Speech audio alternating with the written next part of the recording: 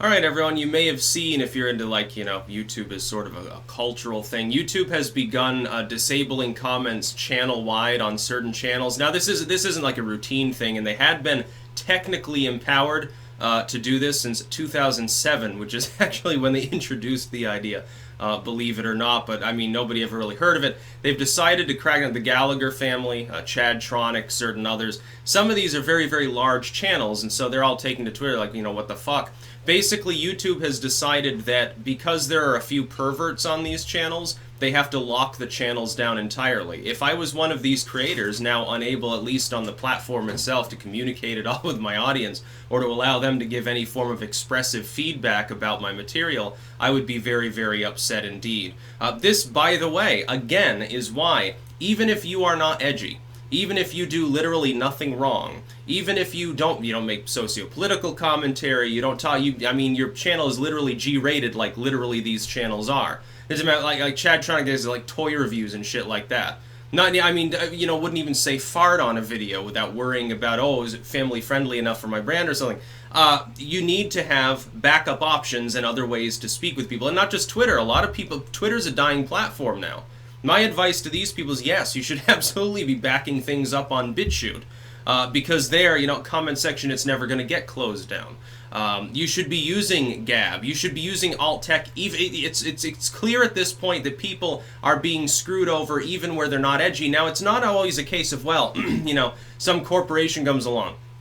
They don't want to compete with Chad Tronick's toy reviews, or he gives some company a bad review, so they decide to try to take him down a notch or something. It's not that. A lot of this is just algorithmic. YouTube reacted defensively to tales that there were some perverts on YouTube going to kid-friendly channels to prey upon children.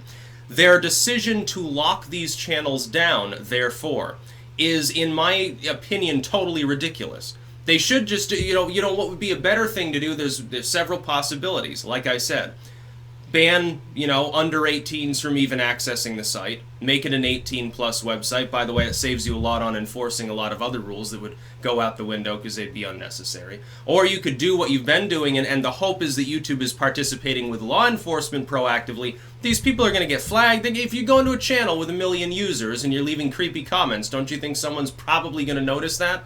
But the creator can't moderate it all. Asking a creator with... Now, look, I've got nowhere near the sub count of some of these accounts. We're talking 1 million plus level accounts. I got 82... I checked immediately after it sort of started happening. I'm like, oh, if I were to try to moderate my channel comments, like if I were making, the sort of content that would lead to YouTube doing that, how much effort would it be required for me to moderate things? And I looked and I said, over the last 30-day period, 82,000 comments scattered across thousands of videos. Yeah, that's not going to happen. It's not capable of happening. There is no way to moderate it all. I could have a half of a dozen people that I literally put on my channel as mods and say, okay, I'm going to let you go through comments on at least the new videos. I'll take care of the old ones, canvass them because they get less comments or something, and we'll sort of, we'll spend hours every day that I could be fucking making material, but, we'll go through and moderate things. Even then it'd be hard. It'd still take hours every fucking day out of my time, and then I'd be giving people labor. I'd have to pay them at that point. They'd be putting in effort 7 days. You expect me, at my level, I'd have to have a half a dozen people work a couple hours a day every fucking goddamn day. That's not. I'm not going to pay through the nose just for the benefit of having YouTube comments be cleaner. No, I'd rather they just, Gab is coming out. I'll be reporting on this today, too, with a function called Dissenter that'll allow people to comment web-wide anyway. And Gab, of course, is a more, edgy 18-plus style site. I think they should proactively decide to make it 18-plus. I don't know, it might already be in their TOS or something. Definitely do that, because otherwise you're going to get a hit piece like the New York Slimes wrote about YouTube. Oh, YouTube's not doing enough to protect kids. Yeah, I mean, they've literally probably busted hundreds of thousands of fucking people at this point, but they're not doing enough. Because the corporation should be the lord and master of all communication, weed through every single goddamn line of text, and if anything happens, it is automatically their fault. It's not the fault of the pervert, it's the fault of the channel. It's the fault of YouTube having comments. It's a terrible thing. And YouTube, did I not say what would happen is they would go halvesies on it. It'd be like limited state. They're not going to shut down comments YouTube-wide. I don't think they're that crazy. But they will start shutting down comments perpetually on some of these channels. When are they going to get their comments turned back on? When are you going to be able to comment on these videos? Never? So the fact that they talk about like kid-friendly stuff means that they can't have comments on some of the most tame content on YouTube, therefore is getting automatically, at least in part, demonetized, and number two, you can't even interact with it. Don't you see how this might be a problem? Like they might say, yeah, this isn't going to slow down my channel's growth at all and completely handicap me. Despite that, I mean, if put yourself in their shoes as creators, they've done nothing wrong. They're being told that they're being, insinuated that they've done something wrong. They're not getting enough, feedback from YouTube. It's crazy talk. It's ridiculous. It could harm the platform to a huge degree.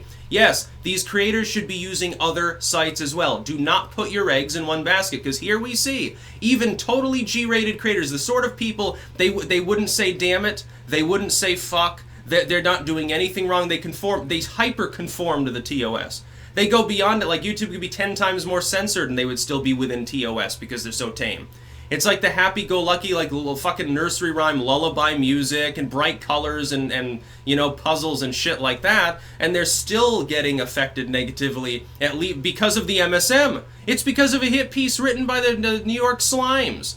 The MSM's been doing this for years. Now they're in the same fucking basket of deplorables as people like myself who get branded like we're extreme or there's something wrong with us. With me, I have a potty mouth, and some of the people I talk to, they're like conspiracy theorists. They're hateful people because, they believe in borders, I guess, or something. It's very hateful these days. They have the wrong socio-political views. We must do more about this evil bigotry, and they're whipped into a frenzy by the MSM. The MSM constantly attacks independent content creation because we compete with them. Probably, is the New York Times planning to release a children's fashion line or something? Is there something in the works where the MSM is going to start doing like a kids section of the news to have more youth appeal, instead of having just geriatric people who still buy newspapers or something? I almost wouldn't put it past them if this is some sort of preemptive strike to knock people out of the way to do that. I wouldn't be surprised at this point. These people are slime bags. They're the ones, altogether. If I had a kid, I wouldn't let him have a YouTube channel. No, YouTube originally was 13 plus anyway, until about, I think it was 2012 or something, when I think they scrapped that from the TOS. You weren't supposed to use YouTube if you were under 13. That seemed reasonable. It was. I mean, it's basically an R-rated site when you think about it. Back then, war footage was allowed. Back then, a lot of stuff that's allowed now wasn't. Like lesbians kissing would get you kicked off. Now it's like no one cares. It's like they just put it to 18 plus or something. Why not just put all these channels in restricted mode? Like 18 plus, you have to be signed in and shit like that. Or better yet, again, why don't you just give the information of these people to the police? Have you ever thought about that? Like a normal criminal procedure? If they're being... And sometimes they're saying, well, they get around it because they're not saying anything illegal. They're just sort of being creepy. It's like, Sargon mentioned, it's just innuendo. Well, it doesn't matter. Unfortunately, in some cases, they're probably from a country where it's totally not illegal, whatever they do. Like they're from Thailand or Russia or something where it's not enforced or not on the legal books or anything. That could be a problem because of the global nature of the internet and differential law enforcement in various places. Some countries take like child trafficking and stuff more seriously than others. The same is true of like rape or what we would call hate crimes, again, so-called assault, or you're being homophobic, you're harassing gay people or something. In some countries, that's encouraged. So yeah, it could be a little bit of a problem now, couldn't it? Silicon Valley moving more and more towards European models of policing their content. I think that's a terrible thing. That's why I like alt tech. It's all American. Except they have to keep using non-American sites because of the way our own financial industries keep dumbing these people in. What happens if Chase Bank or Visa or something decides, well, these channels are attracting perverts. We're not going to process payments for this person anymore. No, they're not allowed to have a Patreon. They're not allowed to have a PayPal. They can't have a credit card. They can't have a credit line. They can't have anything because they attract edgy people. So now we've gotten to the point where they're trying to establish a precedent by which you're not judged on your own content. First it was you were judged on what you did on a platform. Then Twitter got the bright idea, maybe you should be judged based on what you do on other platforms. Patreon and some of these others then followed suit. They expanded their TOS to encompass reports of bad behavior on other sites or in real life. Then now they're trying to lay the groundwork of, oh, if you're surrounded by people that are too edgy or something, we're going to judge you even by the company you keep. Watch. TOS will change on some of these sites and in some elements of the financial and corporate sector to deny people service based on the mere fact that they refuse to censor those that are part of their passive audience. Like I could get in trouble because, my YouTube commenters are edgy or something. And when that happens, it will be, again, totally misused. I guarantee this will be misused. Look, some Russian troll or person in Thailand or something. They're like, I don't like this channel. I'm going to deploy some bots to say innuendo, about kids on their channel. They get their comments shut down. Well, it might be a while before they get turned back on.